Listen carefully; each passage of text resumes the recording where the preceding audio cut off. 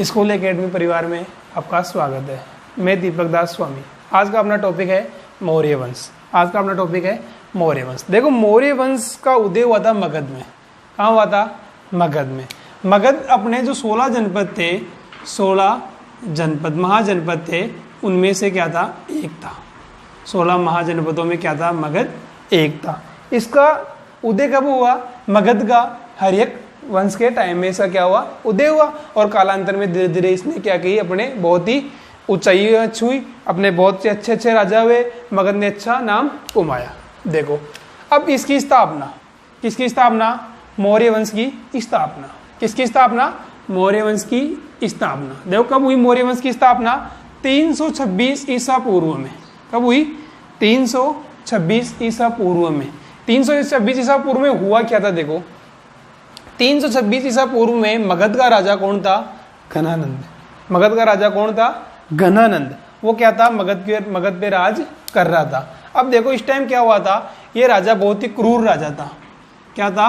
बहुत ही क्रूर राजा था। और जनता इसके कर से परेशान थी, इसके व्यवहार से परेशान थी, अनेक कर लगाता था, जनता पे क्रूर करता था, कभी क्या करता था, तो जनता भी क्या थी? इससे परेशान था। इस टाइम देखो, भारत एक आक्रमण से जूझ रहा था। उसका नाम क्या है? सिकंदर का आक्रमण। इस टाइम क्या हुआ था? भारत पे सिकंदर का आक्रमण। अब सिकंदर का आक्रमण हुआ और यहाँ पे राजा कौन था? क्रूर राजा कौन था? घनानंद। इसी समय एक व्यक्ति आया जिसका नाम क्या है? कौटिल्य। इसी के 3 नाम है। कौटिल्य भी बोल सकते हैं इसको, विष्णुगुप्त भी बोल सकते हैं, और इसी को अपन क्या बोल सकते हैं? चाणक्य। इसी को अपन क्या बोल सकते हैं? चाणक्य। कौटिल्य बोल दो, विष्णुगुप्त बोल दो, या चाणक्य बोल दो। इसने शिष्य बनाया। किसको बनाया? चंद्रगुप्त मौर्य को। और क्या किया? वहां पे मौर्य वंश की स्थापना की। अब देखो, मौर्य वंश की स्थापना कैसे हुई, क्या हुआ, क्या नहीं हुआ। अब देखो, इसका प्रथम राजा कौन है? चंद्रगुप्त मौर्य। इसने ये कब राजा बना? 322 ईस्वी में, ईसा पूर्व में। और राज कब तक किया इसने? 298 ईसा पूर्व में। अब देखो, जो ईसा पूर्व और ईस्वी में भी एक फर्क होता है। ईसा पूर्व और ईस्वी में ईस्वी सन क्या चलती है? उल्टी चलती है। जैसे पहले कौन सी आएगी? 326 आएगी, फिर 325 आएगी, फिर 324 आएगी। और ईस्वी क्या चलती है अपने? जैसे 2019, उसके बाद कौन सी है? 2020, उसके बाद कौन सी आएगी? 2021। ये क्यों चलती है? देखो, ईसा मसीह का जन्म हुआ ना, उससे पहले का टाइम क्या कहलाता है? ईसा पूर्व। और ईसा मसीह के जन्म के बाद क्या कहलाता है? ईस्वी।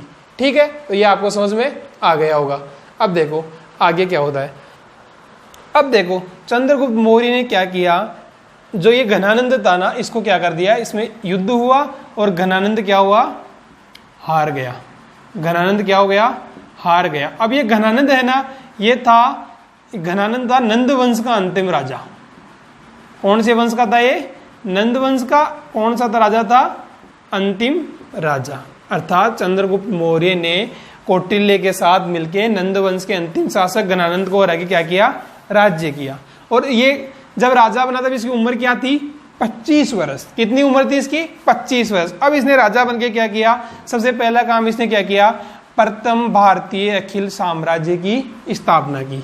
प्रथम भारतीय अखिल साम्राज्य की क्या की? इसने स्थापना की। फिर इसने क्या किया? देखो, 305 ईसा पूर्व में, 305 ईसा पूर्व में सेल्यूकस निकेटर से इसने क्या किया? युद्ध किया। सेल्यूकस निकेटर से क्या किया? युद्ध किया। और युद्ध में क्या हो गई? इन दोनों के बीच संधि। क्या हो गई? इन दोनों के बीच संधि। अब देखो, संधि के तहत क्या हुआ? जो ये चंद्रगुप्त मौर्य था, इसने 500 हाथी किसको दे दिए? सेल्यूकस निकेटर को। अब देखो, अब ये तो होता नहीं है संधि में कि एक हाथ से दे दे, एक हाथ से कुछ ही नहीं ले। तो इसमें क्या है? इन्होंने दोनों ने कुछ किया। तो देखो, चंद्रगुप्त मौर्य ने क्या किया? 500 हाथी किसको दे दिए? सेल्यूकस निकेटर ने। अब सेल्यूकस निकेटर ने क्या किया? सेल्यूकस निकेटर ने अपने राज्य कौन कौन से? पूर्वी अफगानिस्तान, बलूचिस्तान और पश्चिमी सिंधु नदी का क्षेत्र दे दिया। किसको दे दिया? चंद्रगुप्त मौर्य को। और क्या किया? इसकी पुत्री, किसकी? सेल्यूकस निकेटर की पुत्री। सेल्यूकस निकेटर की पुत्री कौन? हेलेना। हेलेना की शादी किससे कर दी? चंद्रगुप्त मौर्य से। वही अपना फिल्मों वाला डायलॉग अमरीश पुरी वाला का, चलो इस दोस्ती को किसमें बदल ले? रिश्ते में। तो इन्होंने भी क्या किया? रिश्ते में बदल लिया। अपनी पुत्री की विवाह किससे किए? हेलेना से। हेलेना की शादी किससे की? चंद्रगुप्त मौर्य से। और मेगस्थनीज ने, इसने, सेल्यूकस निकेटर ने अपना एक राजदूत, जिसका नाम क्या है?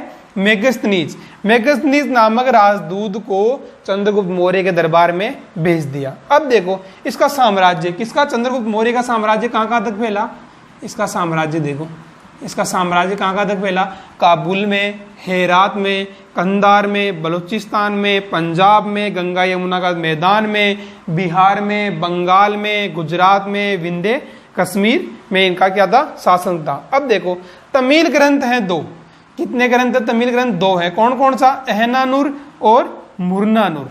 क्या नाम है इनका, अहनानुर और मुरनानुर। इसके हिसाब से दक्षिण भारत में भी किसने आक्रमण किया था, चंद्रगुप्त मौर्य ने। अब देखो आगे आगे क्या होता है, आगे देखो अब इसके बाद क्या हुआ। अब चंद्रगुप्त मौर्य धीरे धीरे क्या हो गया, वर्ध होता है, क्योंकि 305 में आक्रमण हुआ तो 298 7 साल बाद तो इसकी मृत्यु हो गई। तो चंद्रगुप्त मौर्य के अंतिम समय में क्या पड़ा था, अकाल पड़ा था। तो इसने वृद्धावस्था में अपनी वृद्धावस्था में जैन गुरु था, कौन सा गुरु था, जैन गुरु भद्रबाहु। जैन गुरु का क्या नाम है, भद्रबाहु से इसने जैन धर्म की क्या ली, शिक्षा ली।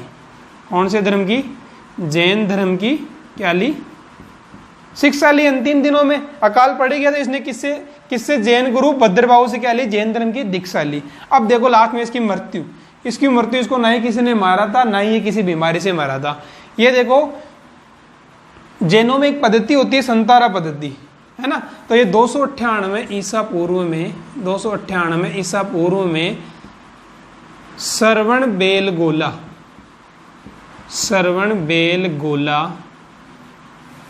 नामक स्थान पर, और ये कहाँ है, मैसूर में। कहाँ है ये स्थान, मैसूर, और मैसूर कहाँ है, कर्नाटक में।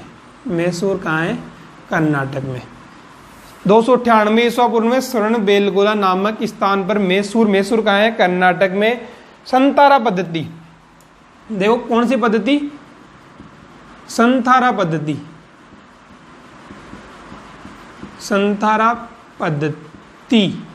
अर्थात इसको अपन क्या बोलते हैं, उपवास पद्धति भी बोलते हैं। उपवास पद्धति से इसकी क्या हो गई, मृत्यु हो गई। जो ये संतारा पद्धति या उपवास पद्धति है, इस पे भी सरकार ने क्या लगा दी है, रोक लगा दी। इसमें यह होता है कि अपने अंतिम समय जब कोई व्यक्ति मरना चाहे तो एक कमरे में बंद हो जाता है, ना ही कुछ खाता है ना ही कुछ पीता है, वो 2-4 दिन में अपने आप क्या हो जाता है, मर जाता है। वैसे ही किसकी मृत्यु हुई थी, चंद्रगुप्त मौर्य की। किसकी मृत्यु हुई थी, चंद्रगुप्त मौर्य की। फिर इसका पुत्र कौन था, बिंदुसार, उसने राज किया। अब अपन किसके बारे में देखेंगे, बिंदुसार के बारे में। तो दोस्तों अगर आपका कोई भी सवाल है जो आज के वीडियो से संबंधित है तो आप वीडियो के कमेंट बॉक्स में प्लीज़ उसको भेजिए, या आप स्कूल एकेडमी up212@gmail.com पर भी आप भेज सकते हैं। और ज़रूरतमंद बच्चों तक, जो भी स्कूली शिक्षा से जुड़े हुए बच्चे हैं, चाहे 6ठी कक्षा से लेकर के 12वीं कक्षा तक किसी भी कक्षा के बच्चे हो, उनके लिए भी कंटेंट जल्द अवेलेबल कराया जा रहा है। तो आप चैनल को लाइक कीजिए, सब्सक्राइब कीजिए और ज़्यादा से ज़्यादा शेयर कीजिए। धन्यवाद।